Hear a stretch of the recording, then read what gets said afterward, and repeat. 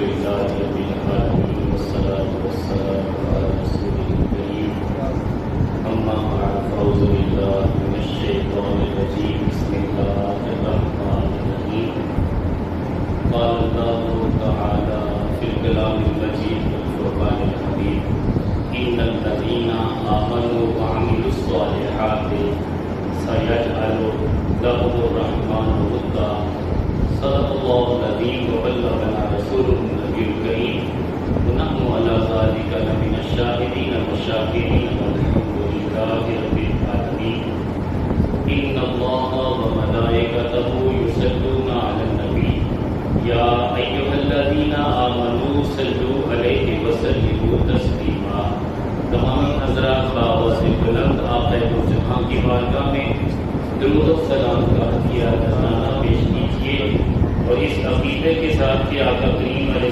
السلام کی بارگاہ میں جب بندہ سلام عرض کرتا ہے تو یقیناً سرکار دو جہاں مالک کون و مکان صلی اللہ علیہ وسلم اس کے سلام کا جواب دیتے ہیں، اور جب بندہ درود و سلام پڑھتا ہے، درود پاک پڑھتا ہے تو اللہ اس کا اجر ادا کرتا ہے۔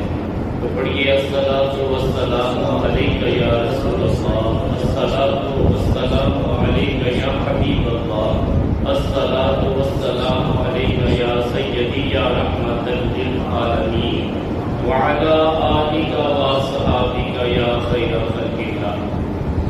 میرے نہایت واجب الاحترام قدر وزیر محترم وزیر محتشم بزرگ و دوستو، خالق کائنات جل و علا نے اپنی لاریب کتاب میں ارشاد فرمایا ان الذین آمنوا، بے شک وہ لوگ جو ایمان لائے۔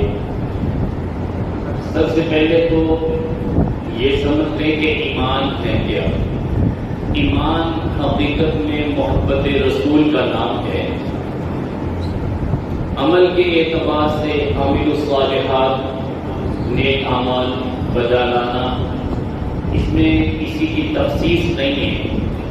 کفار و مشرکین بھی، یہود و نصارہ بھی، تمام مذاہب کے لوگ حسن عمل میں ممکن ہے ہم سے آگے بڑھ چکے ہوں، سچ بولنے میں، پورا بولنے میں، اور دیگر جو اعمال صالحہ ہیں، جو اسلام کے احکامات ہیں، ان پہ عمل پیرا ہونے میں اس میں کوئی شک نہیں کہ بیرون ملک کے لوگ ہم سے کہیں زیادہ آگے ہیں۔ جاپان ہے، اس کو دیکھیے، وہاں جھوٹ بولنے والا آپ کو ایک شخص بھی نظر نہیں آئے، اگرچہ وہ غیر مسلم ہیں لیکن وہ جھوٹ نہیں بولتے۔ بہت سارے ایسے ممالک ہیں جہاں چیزیں ایسے ہی سڑک کے کنارے پہ رکھ دی گئی ہیں، فون نمبر لکھے ہوئے ہیں، کیش نمبر لکھے ہوئے ہیں، اکاؤنٹ نمبر لکھے ہوئے ہیں۔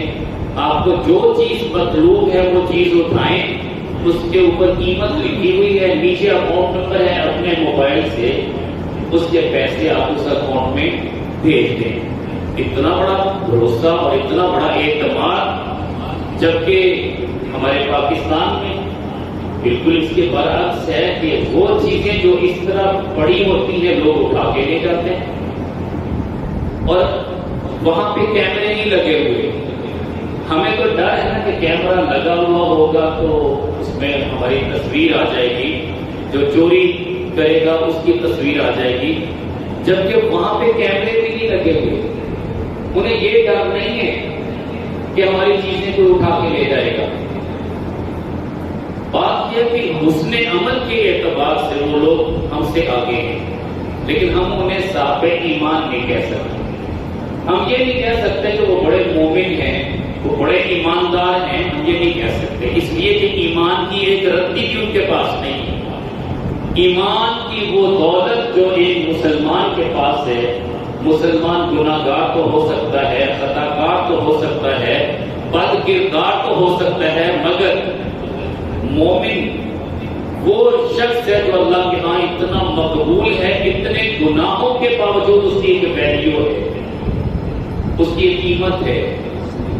سارے کرتوت ہمارے اندر موجود ہیں، وہ مومن جو تہو بالا کر دی گئی، جن کو صرف اس بنا پہ الٹا کے رکھ دیا گیا کہ وہ ملاوٹ کیا کرتے تھے، وہ رشوت کا بازار گرم رکھتے تھے، وہ لوگوں کی عزتوں سے کھیلا کرتے تھے. یہ سارے کرتوت ہمارے اندر موجود ہیں، مگر پھر بھی ہم امید رکھے ہوئے کہ ہم بخشے جائیں گے. وجہ کیا ہے؟ وجہ جل وعلا نے جو ایمانی غیرت ایک بندہ مومن کو دی ہوتی ہے وہ ان کفار کے پاس نہیں ہے. یہ اتنا بڑا قیمتی سرمایہ ہے جس کا اندازہ آپ اس بات سے لگا لیجئے کہ ایک کافر یا ایک بد مذہب یا یہود و نصارہ کے لوگ، ایمن کے مشرک لوگ، وہ اعمال صالحہ کے عروج پہ پہنچ جائیں مگر پھر بھی وہ مسلمان سے پیچھے. ساری خوبیاں ان کے پاس ہیں، ہر خوبی ان کے اندر ہے. سچ وہ بولتے ہیں، پورا وہ بولتے ہیں اور نیک اعمال وہ بجا لاتے ہیں، مگر ان کے پاس جو چیز نہیں ہے وہ اللہ کے نبی پہ ایمان اور یقین ہے جو ان کے حصے میں نہیں آئے. آخرت ہے جو ان کے حصے میں نہیں آئی. دنیا کے اعتبار سے وہ ہم سے کہیں زیادہ آگے. اور ہمارے بولے والے مسلمان والوں کا کہتے ہیں کہ وہ بڑے ایماندار ہیں. وہ ایماندار نہیں ہیں، وہ کافر اور مشرک. عمل کے اعتبار سے اچھے اعمال کر سکتے ہیں، یہ ممکن ہے، مگر ایماندار وہ نہیں ہے. ایمان یہ صرف اور صرف ایک مسلمان کے حصے میں آیا ہے. ایمان محبت رسول کا نام ہے. وہ فرانس کے رہنے والے ہوں یا وہ کینیڈا کے رہنے والے ہوں یا جرمن کے رہنے والے ہوں، اگر ان کے پاس ایمان کی رتی نہیں ہے، اللہ کے نبی پہ یقین اور ایمان نہیں ہے، ان کے سارے اعمال بیکار ہیں. اگر وہ عمل کرتے ہیں اور اس کے بعد یہ دعویٰ کرتے ہیں کہ ہم جیسا کوئی نہیں کوئی دنیا میں، تو رب کائنات جل وعلا کی بارگاہ میں کل قیامت کے دن وہ شاید یہ مطالبہ کر سکتے کہ مالک و مولا سچ بولنے والے ہم تھے، رشوت سے بچنے والے ہم تھے اور دوسروں کی عزتوں کا خیال رکھنے والے ہم تھے، چوری چکاری سے بچنے والے ہم تھے، لوگوں کی خیر خواہی کرنے والے ہم تھے، مگر ہمیں جہنم میں کیوں ڈالا جا رہا ہے؟ تو ایک ہی بات ہوگی کہ تم میرے نبی پہ ایمان کیوں نہیں لائے. کہ اتنی بڑی دولت ہے کہ سارے اعمال صالحہ ایک طرف لیکن ایمان کی دولت ایک طرف، اس کی ویلیو اتنی بڑی ہے. ہم جیسے بولے والے لوگ بعض اوقات کہتے ہیں یار ہم سے تو وہ لوگ اچھے ہیں، ہم سے اچھے نہیں ہیں. ان کے دامن میں اللہ کے نبی کی محبت نہیں ہے. ان کے اس عمل کے اعتبار سے جتنے بھی ان کے اچھے عمل ہیں ان کا اجر ان کو دنیا میں مل جانا ہے. کل قیامت کے دن جب وہ مطالبہ کریں گے، عرض کریں گے کہ مالک ہمارے ان عملوں کا اجر کہاں گیا؟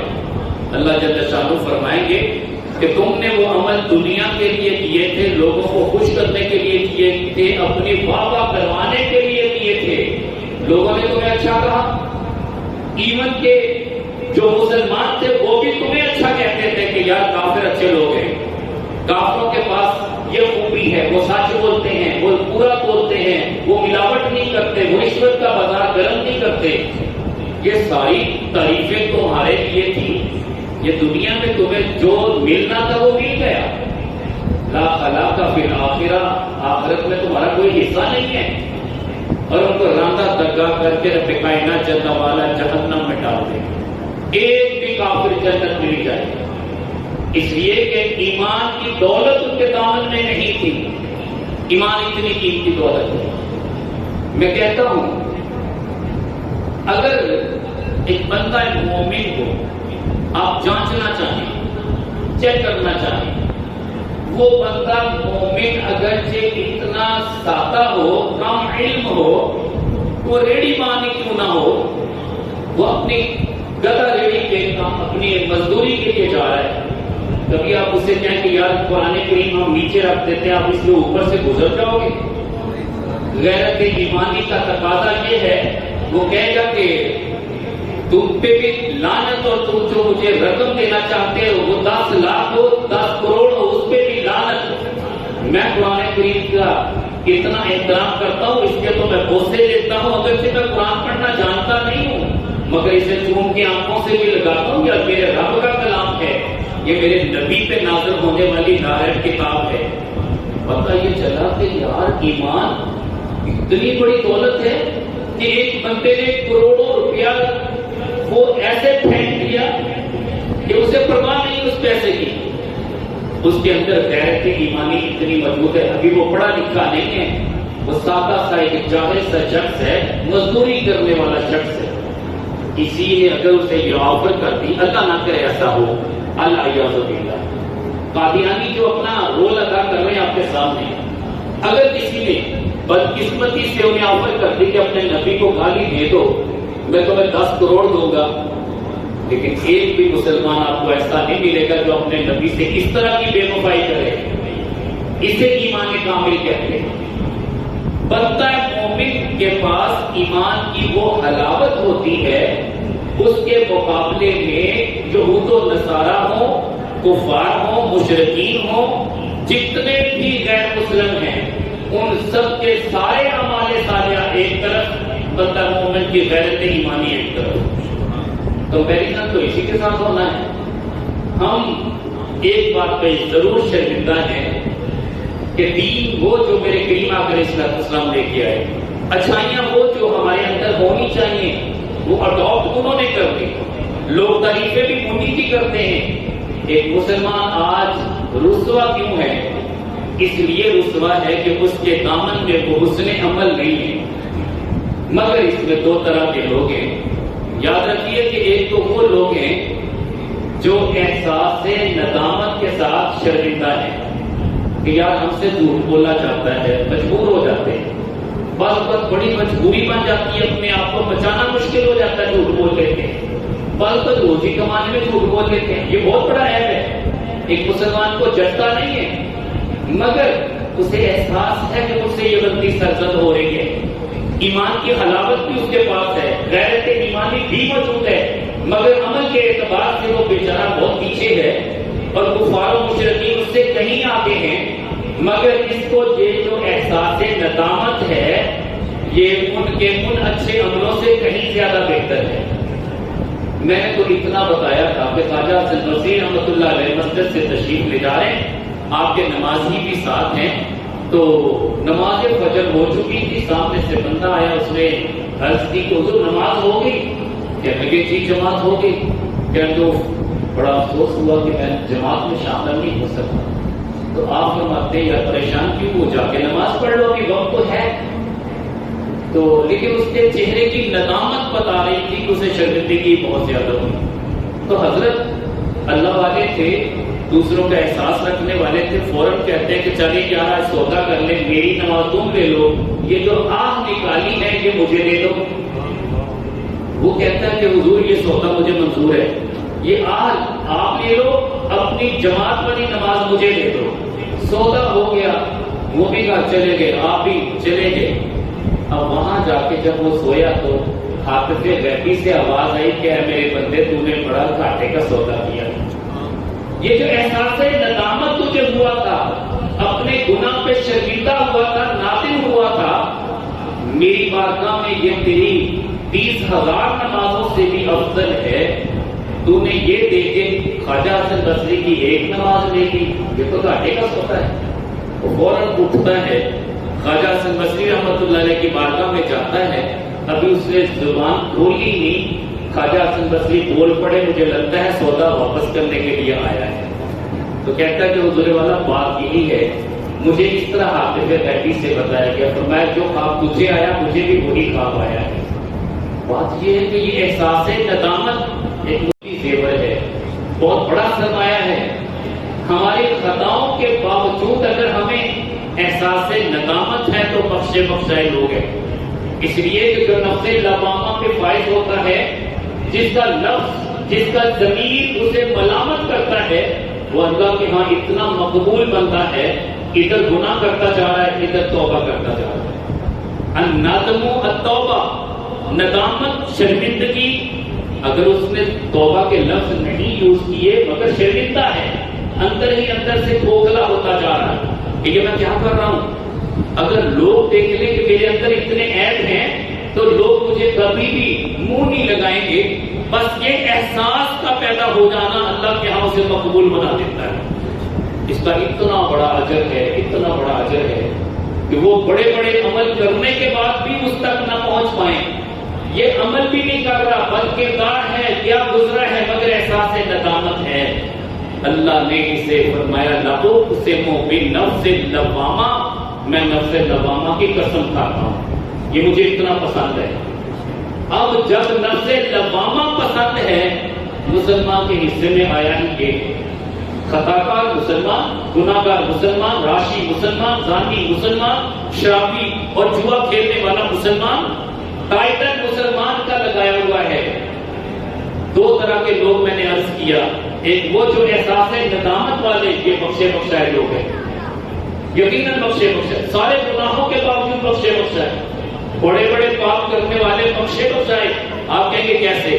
میرا رب اتنا کریم ہے کہ اگر اللہ کی محبت میں آ کے غیر ارادی طور پہ بھی لفظ اللہ زبان سے ایک بار نکلے، 60 برس کے گناہ میرا رب بخش لیتا ہے۔ جب اس کی بخشش اتنی وسیع ہے تو مجھے کہنے دیجئے کہ یہ مسلمان جو احساس ندامت رکھتے ہیں، اللہ کی محبت رکھتے ہیں، اللہ کے رسول کا پیار رکھتے ہیں، حقیقت میں سچے مومن یہ ہیں۔ بد کردار صحیح، بد عمل صحیح، گناہگار صحیح۔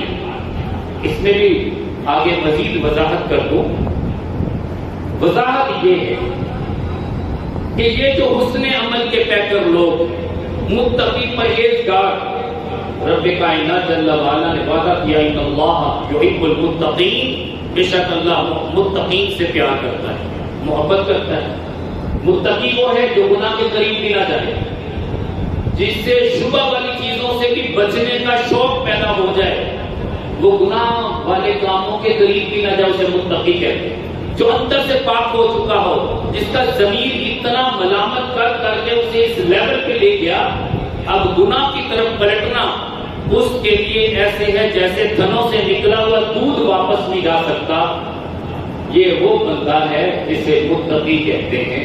اب یہ گناہ کی طرف پلٹ نہیں سکتا، متقی ہے، پرہیزگار ہے، اللہ سے ڈرنے والا ہے، باطن صاف ہو چکا ہے، اندر سے صوفی ہے، کسی کی برائی نہیں سوچ سکتا۔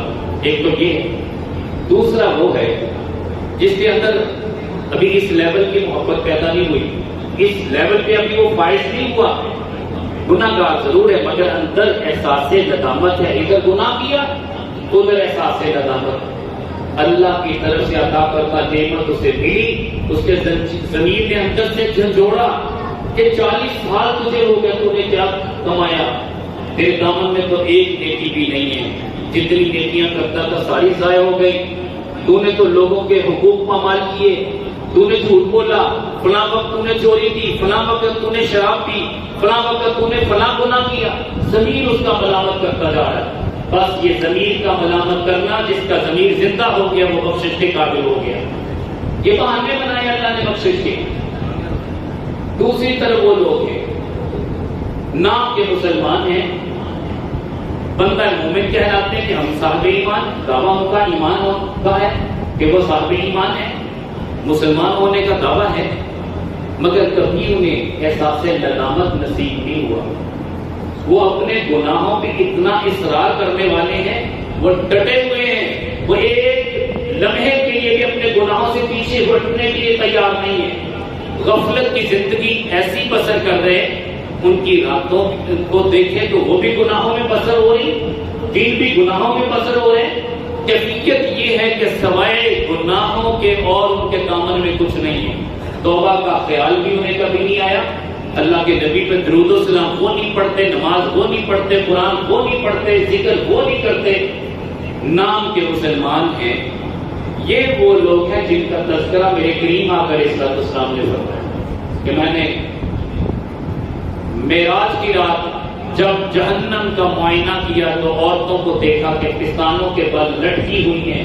پوچھا جبریل یہ کون ہے؟ فرمایا جو عریاں لباس پہنتی ہیں، جو اللہ اور اس کے رسول سے نہیں ڈرتی، جو بے حیائی کے کام کرتی ہیں، یہ وہ ہیں جنہیں توبہ نصیب ہی نہیں ہوئی، جنہیں احساس ندامت نہیں ہوا۔ اسی طرح سود خوروں کا ذکر آیا، اسی طرح جھوٹ بولنے والوں کا ذکر آیا، ایسے ہی ان خطیبوں کا ذکر آیا کہ جو کہتے تو ہیں مگر خود عمل نہیں کرتے، ان کی زبانیں کاٹی جا رہی ہیں۔ ایسے ایسے لوگوں کا ذکر آیا۔ جہنم میں جلنے والی کون ہے؟ امت محمدیہ، اللہ کے نبی اپنے ہی امتیوں کو جلتے ہوئے دیکھتے ہیں اور پوچھتے ہیں جبریل یہ کون ہے؟ جبریل امین علیہ السلام ایک ایک کے بارے میں بتاتے جا رہے ہیں۔ علماء فرماتے ہیں یہ وہ لوگ ہیں جنہیں توبہ نصیب نہیں ہوگی، جنہیں احساس گناہ نہیں ہوگا۔ یہ میں اعمال کے حوالے سے ابھی گفتگو کر رہا تھا اور عامل الصالحات کے حوالے سے میں نے چند باتیں عرض کی۔ وہ اعمال صالحہ کے باوجود پیچھے ہیں، یہ بندہ بد کردار ہونے کے باوجود توبہ کے مقام پہ فائز۔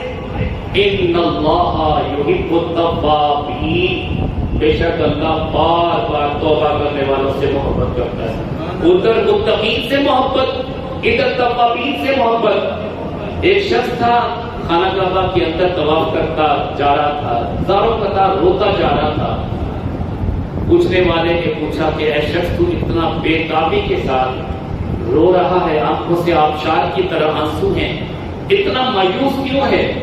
تجھے خوش ہونا چاہیے کہ حرم کعبہ نصیب ہوا، تو اتنا رو رہا ہے، کبھی غلاف کعبہ کو پکڑ کے روتا ہے، کیا تجھے اپنے رب کی رحمت پہ یقین نہیں ہے؟ وہ کہتا ہے جب سے میں نے یہ آیت پڑھی ہے ان اللہ یحب المتقین، بس اس وقت سے رو رہا ہوں کہ اللہ تو متقین سے پیار کرتا ہے، میں تو گناہگار ہوں، میرے ساتھ تو میرا رب پیار نہیں کرتا۔ اس اللہ والے نے بڑی پیاری بات کی، اس نے کہا کیا قرآن میں یہ آیت نہیں پڑھی ان اللہ یحب التوابین؟ وہی پیار جو متقین کے ساتھ میرا رب کرتا ہے، وہی پیار توابین کے ساتھ کرتا ہے۔ اور ارشاد فرماتا ہے ان اللہ یحب التوابین۔ توابین کون ہے؟ جو بار بار گناہ کریں، بار بار غلطی کریں، بار بار توبہ کریں، انہیں توابین کہتے ہیں۔ مبالغہ آرائی کا یہ صیغہ ہے، ایک بار توبہ کرنے والا توابین میں شامل نہیں ہوتا۔ اس نے ایک بار توبہ کی، ایک بار گناہ کیا، اس کا شمار متقین میں ہو جائے گا۔ لیکن اس بندے نے 10 دن کے بعد پھر گناہ کیا، پھر توبہ کی، پھر گناہ ٹوٹ گیا، پھر توبہ کی، 100 مرتبہ توبہ ٹوٹی، مگر پھر بھی وہ اللہ کے ہاں اپنی پیشانی جھکا کے توبہ کرتا، مالک تو جانتا ہے میں بے بس بھی ہوں، بے بس بھی ہوں، مجرم بھی ہوں، مگر تو بخشنے والا ہے۔ اس بات پہ اسے یقین ہے، اللہ کے نبی سے اس کا پیار ہے، عمل اس کے بے شک برے ہیں مگر میرا رب اسے بخشتا جا رہا ہے۔ مسعود رضی اللہ تعالیٰ عنہ، آپ اپنے غلام کو پیٹ رہے ہیں، درہ ہاتھ میں، ایک درہ مارا، دوسرا درہ مارا، اچانک میرے کریم آقا علیہ الصلوۃ والسلام پیچھے سے تشریف لائے، فرمایا یا ابا مسعود، اے ابا مسعود یہ تو کیا کر رہے ہو؟ غلاموں کے ساتھ ایسے؟ اسے معاف نہیں کر سکتا؟ عرض کی حضور کتنی بار معاف کروں؟ اسے میں نے بار بار معافی دی ہے، پھر یہ وہی گناہ کرتا ہے، پھر وہی غلطی کرتا ہے، جس کام سے میں روکتا ہوں یہ وہی کام کرتا ہے۔ حضور کتنی بار معافی دی؟ تو میں جتنی بار تجھے اپنے رب سے معافی چاہیے اتنی بار اسے بھی معافی دے۔ حضور والا ہمیں تو قدم قدم پہ معافی چاہیے، ہم نے تو قدم قدم پہ معافی مانگنی ہے۔ بس یہی وہ سرمایہ ہے جو ہمارے دامن میں اگر ہو، ہمارے سارے گناہ اللہ تعالیٰ ایک لمحے میں بخش دے گا۔ لیکن اگر ہمیں توبہ نصیب نہ ہوئی تو ہمارا شمار ان جہنمیوں میں ہوگا جو امت محمدیہ کے فرد ہوں گے مگر جہنم میں ایندھن کے طور پہ جلائے جائیں۔ اگر توبہ نصیب ہو گئی، احساس گناہ نصیب ہو گیا تو ہمارا شمار الحمدللہ اللہ کی مقبول بندوں میں ہوگا۔ تو یہ تو تھی آمنوا وعملوا الصالحات۔ اب ایسے لوگوں کے حوالے سے ان کی زندگی کے چند گوشے بتانا چاہتا ہوں، 10 سے 15 منٹ میں میری گفتگو انشاءاللہ اسی موضوع پہ ہوگی۔ جب بندہ ایمان کے اعتبار سے، عمل کے اعتبار سے اللہ کے ہاں مقبول ہو جاتا ہے، دو کیٹیگری میں نے عرض کی کہ ایک وہ جو تقوی کی بنیاد پہ مقبول ہوا، ایک وہ جو گناہ گار ہے مگر پھر بار بار گناہ کرنے کے باوجود توبہ کرتا رہتا ہے۔ یہ دونوں ایک ہی جگہ پہ، ایک ہی مقام پہ اللہ کے ہاں مقبول بنتے ہیں۔ یہ بچنے والا وہ بچ کے کوشش کرنے کے باوجود وہ بچ نہیں سکتا، وہ گناہ سے نہیں بچ سکتا، پھر توبہ کرتا ہے، پھر ٹوٹ جاتی ہے، پھر توبہ کرتا ہے، مگر یہ سچی توبہ کرنے کے بعد متقین کی صفت میں شامل ہوا، یہ گناہ گاروں کی صفت میں شامل ہوا، مگر اسے توابین کے درجے پہ فائز رب نے کیا اور اسے متقین کے درجے پہ رب نے فائز کیا۔ اس سے بھی رب محبت کرتا ہے، اس سے بھی رب محبت کرتا ہے۔ اللہ کے ہاں دونوں مقبول ہیں، اب بات ہے کہ اللہ بھی ان کے ساتھ کرتا کیا، ان کی علامات کیا ہیں؟ اللہ ان کو اتنا عطا کرتا ہے کہ مخلوق خدا کے دل میں ان کی محبت ڈال دیتا ہے.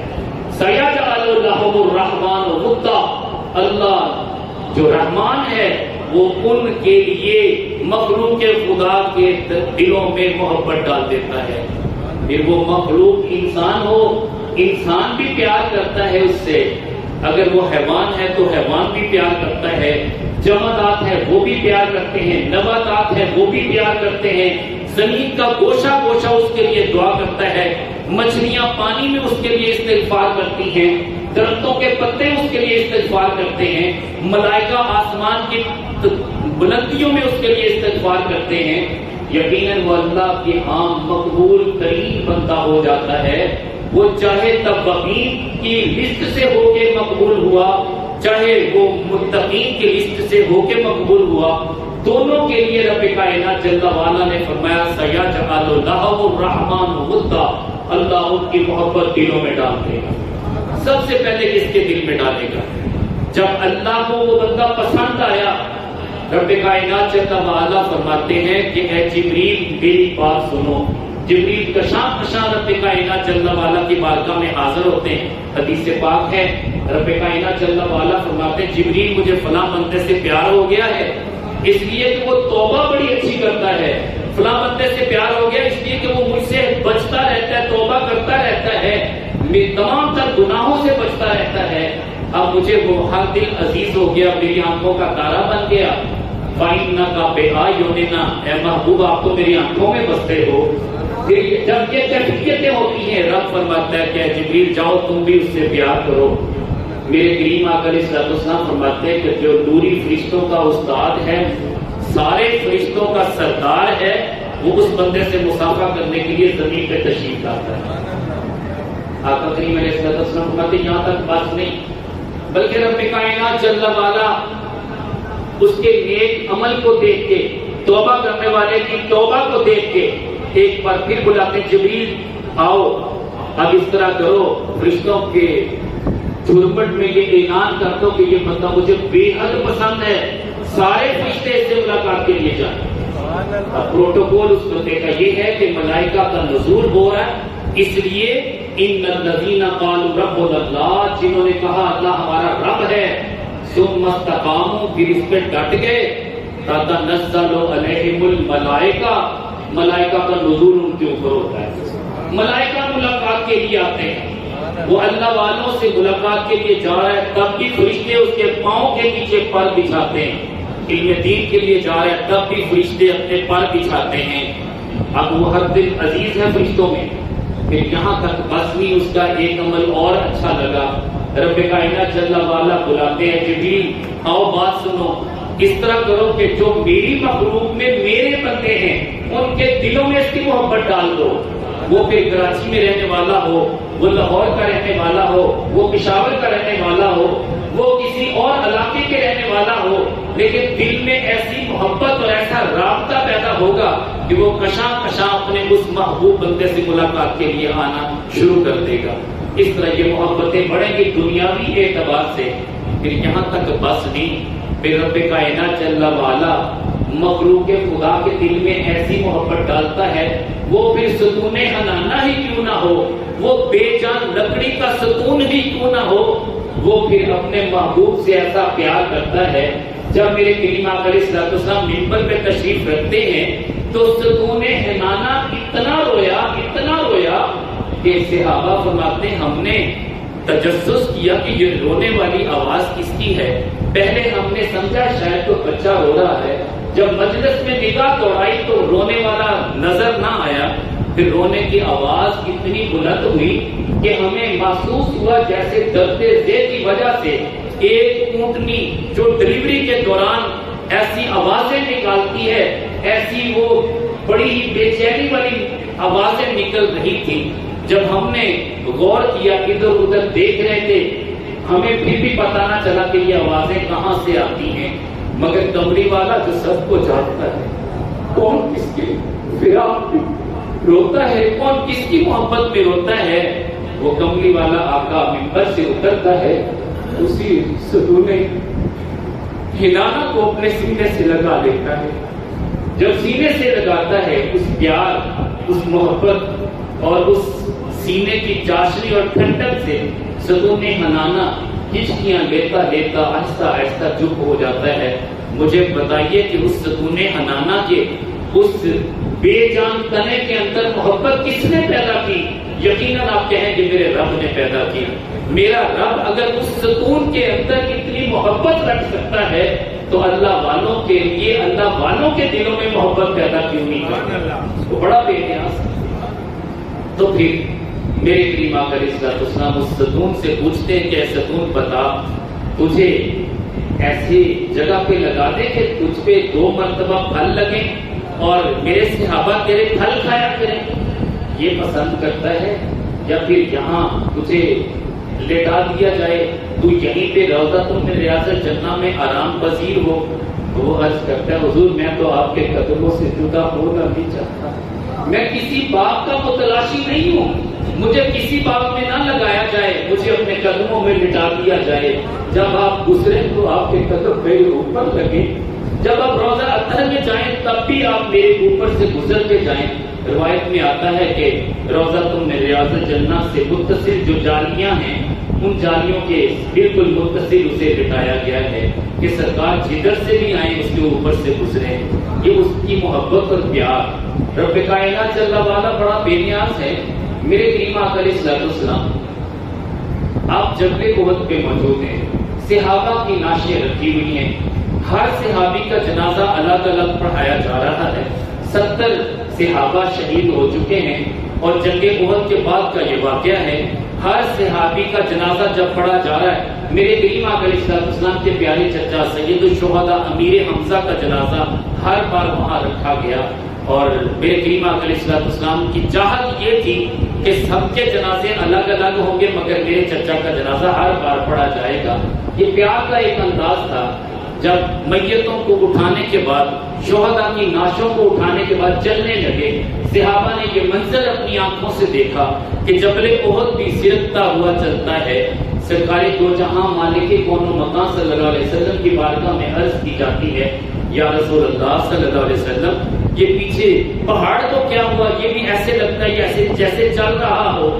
میرے کریم آقا علیہ السلام نے جب دیکھا جماعتات ہیں، بولنے کی طاقت نہیں ہے، پتھر بول نہیں سکتے مگر زبان ہاتھ سے بتا رہے سونیا اگر آپ کے صحابہ میرے دامن سے اٹھ گئے تو میں یہاں کیا کروں گا.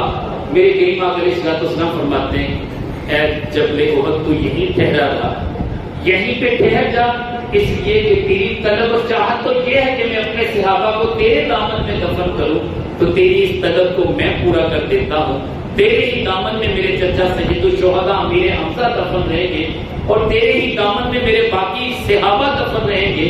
تجھے پریشان ہونے کی حاجت نہیں ہے. یہ جماعتات ہیں، بے زبان ہے مگر یہ بول کے کریم آقا علیہ السلام کی بارگاہ میں عرض کرتا ہے. سرکار اس کی مشکل کشائی کرتے ہیں.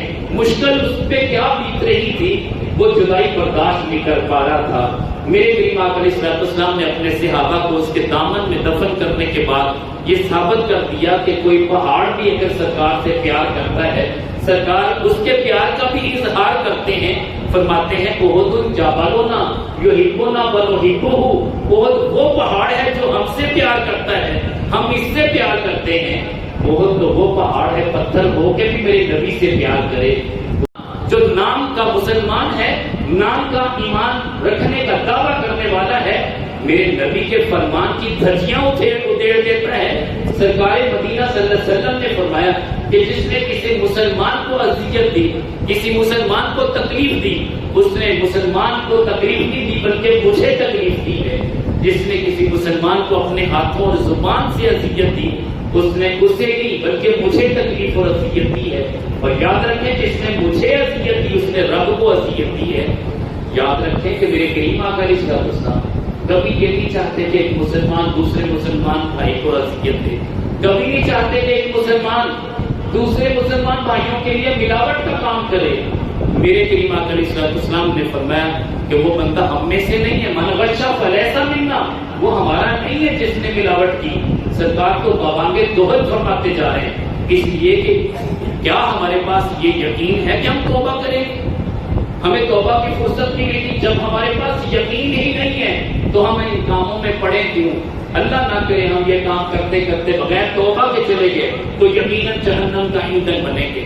اس لیے کہ میرے کریم آقا علیہ السلام اپنا رخ زیبا اپنے اس امتی کی طرف نہیں کریں گے جو مسلمانوں کو اذیت دینے والا تھا، جو ملاوٹ کرنے والا تھا، جو زانی تھا، جو شرابی تھا، جو سود خور تھا. سرکار اسے محبت کی نگاہ سے نہیں دیکھیں گے. سرکار تو پیار اس سے کرتے ہیں جو اپنی تمام تر دنیاوی خواہشات کو سرکار کی خاطر قربان کر دیتا ہے اور سرکار کا ہو کے رہ جاتا ہے. اس کا تن من دھن سرکار کا ہوتا ہے. اور یقین جانیے میرے نبی کتنا جانتے ہیں. یہ مدینہ طیبہ کی ایک وادی کا واقعہ ہے کہ ایک بھیڑیا وہ کسی چرواہے کی بکری کو اٹھا کے لے گیا. چرواہا پیچھے بھاگا، اس نے اپنی بکری اسے چھڑا لی. جب بکری چھڑائی تو وہی بھیڑیا انسانی زبان کے اندر کلام کرتا ہے. بخاری شریف کی روایت ہے. وہ کلام کرتا ہے کہ یہ کیسا شخص ہے جس نے میری خوراک مجھ سے چھین لی، یہ تو میرا رزق تھا، اس نے مجھ سے چھین لیا. تو یہ چرواہا حیران ہوتا ہے کہ یار بھیڑیا بھی انسانوں کی طرح بولتا ہے، یہ عربی میں فصیح کلام کرتا ہے.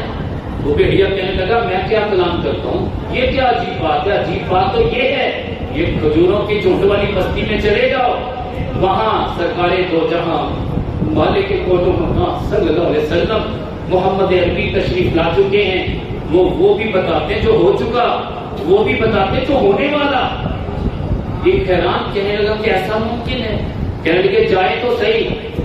تو یہ شخص کہتا ہے کہ میرے پاس تو کوئی بندہ نہیں جو ان بکریوں کی حفاظت کرے. وہ کہتا ہے میں ان کی حفاظت کروں گا، میں ایماندار ہوں، میں تیری بکریوں کو نقصان بھی نہیں دوں گا. جا تو محمد عربی کا دیدار بھی کر کے آ، اسلام قبول بھی کر کے آ. وہ صحابی چلے جاتے ہیں، صحابی رسول بنتے ہیں، مسلمان ہو جاتے ہیں. آقا کریم علیہ السلام اس کی بات کو سنتے ہیں، فرماتے ہیں کہ ابھی بیٹھ جا، واپس نہیں جانا. غالباً نماز ظہر کا وقت تھا. جب نماز ظہر کمپلیٹ ہوئی، سلام پھیرا، میرے کریم آقا علیہ السلام فرماتے ہیں وہ کہاں ہے جس نے بھیڑیے کی بات کی تھی؟ تو وہ صحابی اٹھ کے کھڑا ہو جاتا، حضور میں نے بات کی تھی. فرمایا کہ میرے ابو بکر و عمر بھی بیٹھے ہیں، یہ عثمان و طلحہ بھی بیٹھے ہیں، ان کو بھی سناؤ بھیڑیا میرے بارے میں کیا کہتا تھا. میرے کریم آقا علیہ السلام نے جب یہ فرمایا کتنی خوشی کا انداز تھا.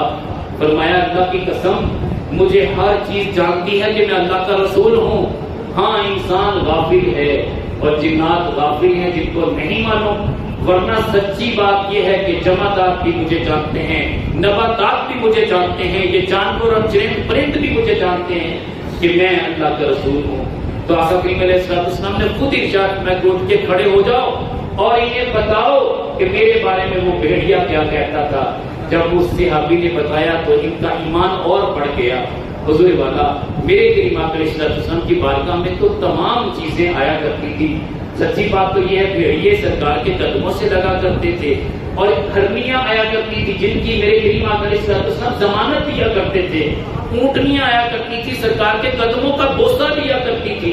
یہاں تک کہ بکریاں سرکار مدینہ صلی اللہ علیہ وسلم کے قدموں کا بوسہ لیتی ہیں. ابو بکر و عمر رضی اللہ تعالیٰ عنہ عرض کرتے ہیں حضور اب تو ہم سے رہا نہیں جاتا، جب یہ آپ کے پاؤں پہ اپنا سر رکھ سکتی ہیں ہمیں اجازت دیجیے ہم بھی آپ کو سجدہ کریں. تو میرے کریم آقا علیہ السلام نے فرمایا ابو بکر و عمر میری شریعت میں کسی انسان کو اگر سجدہ روا ہوتا تو میں حکم دیتا کہ بیوی اپنے شوہر کو سجدہ کرے. حضور والا باتیں تو بہت ہیں. میرے کریم آقا علیہ السلام کی بارگاہ میں کیا کچھ نہیں آیا. سانپ بھی آئے انہوں نے بھی کلمہ پڑھا، گو بھی آئی اس نے بھی کلمہ پڑھا، چڑیاں بھی سرکار کی بارگاہ میں تشریف لا کے اپنی گفتہ سناتی ہیں. اور سچی بات ہے چرند پرند نباتات و جمادات کے آقا میرے کریم آقا علیہ السلام. تو اس آقا کے ساتھ اگر ہم پیار نہیں کریں گے تو کون کرے گا؟ ہماری بخشش، ہماری نجات صرف اسی میں ہے کہ اللہ کے نبی کا دامن پکڑ لیں، جو فرمانے مصطفیٰ صلی اللہ علیہ وسلم دیکھیں اپنی آنکھوں کو بند کر کے اس پہ عمل شروع کرتے. اللہ جل شانہ ہماری حاضری قبول فرمائے. وما علینا الا